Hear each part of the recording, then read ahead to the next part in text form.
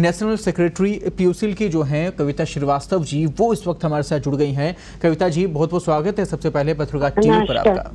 हाँ। कविता जी, राज्य सरकार ने बड़ा फैसला यहाँ पर दिया है, दिशा निर्देश लिए गए हैं कि जो भी मजदूर हैं, प्रवासी मजदूर, उन्हें राज्य में लाया जाएगा और यहाँ जो लोग फंसे हुए हैं उन्हें भी भेजने की पूरे प्रबंध किए जाएंगे और इसको लेकर शुरुआत हो गई है। क्या लगता है कितनी राहत मिलने वाली है इससे? देखिए, ये जो मजदूर अभी तो जो शिफ्टिंग हो रही है वो राज्य के अंदर ही हो रही है। जो हम कहेंगे अलग जिले, भिन्न जिले के राज्य के मजदूरों को शिफ्ट करने लगे हैं। तो यहाँ पे लेना और देना दोनों की जरूरत है। अगर कोई राज्य राजस्थान के मजदूरों को अग्री करता है कि वो जाए, और राजस्थान राज्य ने अपनी नीति अब खुलासा कर ली है कि वे अन्य राज्य में फंसे राजस्थान के मजदूरों को वापस लेगी, तो राजस्थान बसें भेज देगी और ले लेगी। तो ये दो तरफा एक समझ बननी पड़ेगी। हमें बहुत अफसोस हुआ कि योगी आदित्यनाथ मुख्यमंत्री यूपी का पूरा प्रयास केवल स्टूडेंट्स तक था। अगर वे थोड़ा से और बढ़ाते, क्योंकि आपको मालूम होना चाहिए कि सबसे ज्यादा अगर प्रवासी मजदूर है वो यूपी का है और बिहार का है, फिर उसके बाद बंगाल है और उड़ीसा है। तो यूपी से तो उन्होंने इस तरीके का वापस लेने का किवायद की नहीं, केवल अपने छात्रों को दिया। बहुत अच्छा लगेगा अगर मुख्यमंत्री उत्तर प्रदेश के भी वो कदम उठाए और वापस ले मजदूरों को, और राजस्थान तो तैयार है भेजने के लिए। इसी तरह बिहार के मुख्यमंत्री ने भी एकदम मना कर दिया। हमें लगता है कि सबको घर जाना चाहिए, क्योंकि देखिए लॉकडाउन को वैसे भी अब पार्शियल लॉकडाउन कर देना चाहिए। हम लोगों ने प्रधानमंत्री को पत्र लिखा है, हम लोगों ने मुख्यमंत्री को पत्र लिखा है, क्योंकि जो आर्थिक संकट है वो गहराएगा ही। वैसे भी जो डिस्ट्रीब्यूशन मॉडल अभी तक रहा है, चाहे सरकार जितनी भी कोशिश कर ले, फिर भी रोटी भरपूर मिल रही हो, अनाज ड्राई राशन भरपूर, कोई ना कोई तो छूट ही रहा है। तो हमें लगता है अब लोगों को अपने पाँव पे खड़े होने का दोबारा से मौका देना चाहिए। ऐसा नहीं है कि ये लॉकडाउन कोई हल नहीं है। लॉकडाउन ने तो केवल थोड़ा सा प्रोटेक्शन दिया और पोस्टपोन किया, और इस दौरान जो 35-40 दिन हमारे लगभग 7 हफ्ते, 6.5 हफ्ते ये चला, ये बढ़िया है। 30 तारीख के बाद तो जो हॉटस्पॉट्स हैं उनको जरूर आप बंद रखिए, लेकिन वैसे अब काम वाम शुरू होना चाहिए, लोगों को अपने घर जाना चाहिए। अब जैसे घर पहुंचे लोग, यहाँ पे जो शेल्टर होम में मजदूर हैं, जो प्रवासी मजदूर, वो लोग तो कितने दिनों से, 30 तारीख से हैं, उनको तो 27 दिन हो गए ऑलरेडी।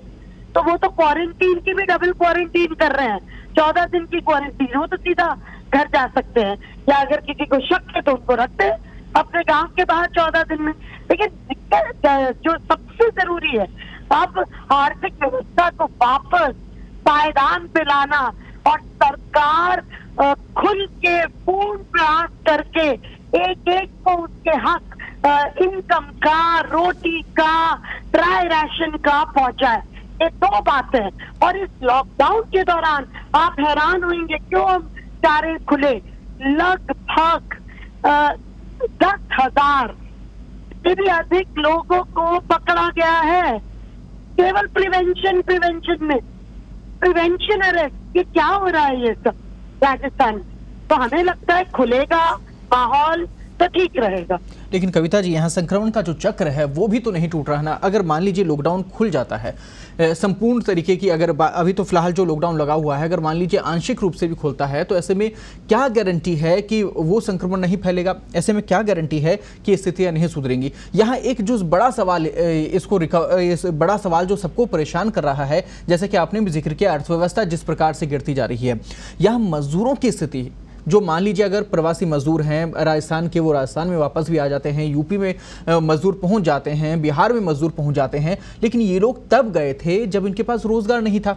ऐसे में मान लीजिए उसी राज्य में, उसी जिले में, उसी गांव में वापस आ जाते हैं, तो रोजगार का क्या, रोजगार सृजन को लेकर कोई बड़ा कदम यहाँ उठाना चाहिए, कोई केंद्र की नीति बननी चाहिए। जी। देखिए, एक तो जो नरेगा को शुरू करने को कहा है, अब देखिए हमें लगता है इस क्राइसिस में, आर्थिक संकट में, नरेगा को 100 दिन के बजाय 180 दिन, 200 दिन कर देना चाहिए। तो एटलीस्ट अपना ग्रामीण लेबर, ठीक है, अभी देखिए बारिश क्या होती है नहीं होती है, पर पहला अनाज बारिश के बाद तो घर आएगा, अपने बाद में ही आएगा ना, ये तो आएगा करीब दिवाली के पास। तो आपका अगर रबी तो पूरे राजस्थान में होती भी नहीं है, क्योंकि हमारा एरिड और सेमी एरिड ज्यादा है इलाका, आधे से ज्यादा राजस्थान। तो लोगों को अभी पूरा 7-8 एटलीस्ट 6 महीने तो हैं, 6 महीने काम मिले उनको, खेती भी खुल जाए, खेती में काम करे। तो अभी नरेगा तो भरपूर चलना चाहिए शहर में। देखिए, शहर में अगर छोटी छोटी दुकानें नहीं देंगी, अगर ठेले वेले नहीं चलेंगे, बड़े उद्योग का जो प्रश्न है, मारुति जैसा उद्योग कह रहा है हम तो तब मैन्युफैक्चर करेंगे जब मार्केट हमें पता हो, निश्चित हो। अभी तो मार्केट ही निश्चित नहीं है। तो देखिए, बड़े उद्योग को तो इनको बहुत इनपुट डालना होगा, सरकारों को बहुत ज्यादा इनपुट डालना होगा।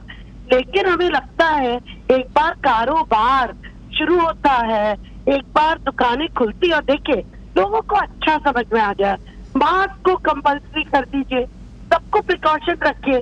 जैसे हम एक दिन भी घर नहीं बैठे, हमारी करीब 15-18 लोगों की टीम ने रोज काम किया, रोज राशन या पहले कुक फूड लोगों के पास पहुंचाया। हम लोगों ने सर्वे किया, पूरी एहतियात बरतते, ग्लव्स पहने, कैप पहना, मास्क पहना, शू कवर पहना, ओवरऑल पहना, और गर्म पानी में धोया, हाथ खूब धोए। अब ये सब हम लोग उपलब्ध करवा सकते थे। हमें लगता है सरकार को इस गर्मी की हालत में पानी की इतनी किल्लत होगी, एक एक जगह टैंकर भी नहीं पहुंचा पाएगी, लोग इधर से उधर से अपनी मटकी भर भर के लाते हैं।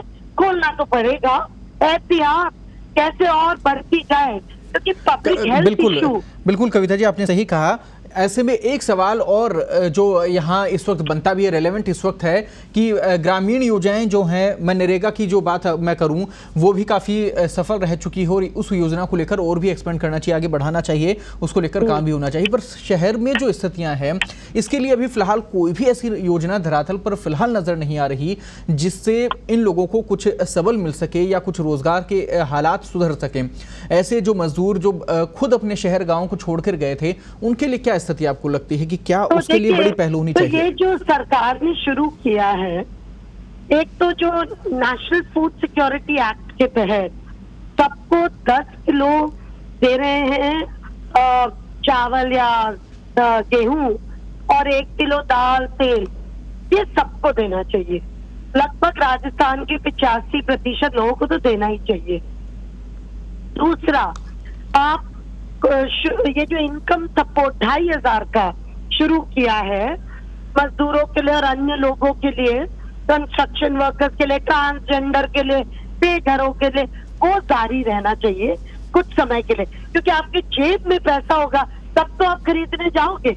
अगर जेब में पैसा नहीं रहेगा तो मार्केट में कैसे लिक्विडिटी आएगी, पैसा कैसे टर्नओवर होगा? तो इनकम, यही तो मैंने बोला ना, पंपिंग ऑफ मनी। तो ये पैसा इनकम सपोर्ट जारी रखना होगा कि लोगों को 2500 जैसा भी जितना भी आप दे, पेंशन जारी रखनी होगी ताकि लोग जाके कुछ खरीदें। और चौथी चीज मैंने कहा, आप वेंडर्स को, ठेले वाले को, छोटी दुकानों को शुरू करिए। और 5वीं, जैसे national rural employment guarantee act कब आया? लगातार अकाल, 10 साल में 7 साल अकाल, जैसलमेर बाड़मेर जैसे जिलों में, और जिलों में 4 साल 5 साल। तो हमने कहा भाई रोजगार की तो गारंटी होनी चाहिए। तो इसकी लंबी लड़ाई लड़के ये हम लोगों ने 2003 में कितनी बड़ी रैलियां की, और ये आया 2005 पर आज जो स्थितियां है कविता जी, लगता है एक मिनट तो अर्बन, अब समय आ गया है कि अर्बन एम्प्लॉयमेंट गारंटी एक्ट भी आए।